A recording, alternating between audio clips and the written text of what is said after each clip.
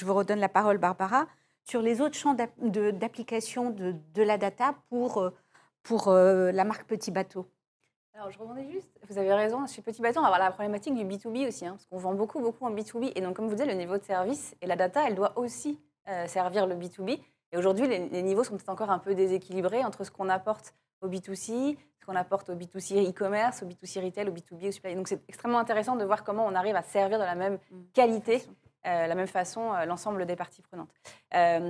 Nous, très clairement, les enjeux, j'en ai déjà un petit peu parlé, mais il y a un sujet qu'on doit sanctuariser dans nos projets, c'est qu'on travaille évidemment sur nos roadmaps des années à venir, et c'est de se dire que sur chacun des projets qui vont construire notre roadmap et qui vont constituer notre plan à 3 ans et nos 50% à 2025, c'est qu'on y mette toujours une ligne budgétaire et une ligne limite, honnêtement aussi, équipe dédiée à cette data. C'est-à-dire qu'on ne peut pas se dire qu'on va lancer un très gros projet demain autour, par exemple là, on a la carte cadeau omnicanal qui arrive, sans derrière se dire qu'on va mettre les dashboards à disposition des équipes, les bons KPI et la formation aussi qui va avec et l'accompagnement. Donc ça, c'est vraiment quelque chose qu'il faut qu'on arrive à généraliser et à se dire, dans un budget d'un projet, il doit y avoir toujours cette partie-là et pas qu'on raccroche derrière les wagons en se disant, mais au fait, voilà. Évidemment, on le fait déjà, mais de manière plus industrialisée, de manière plus systématique.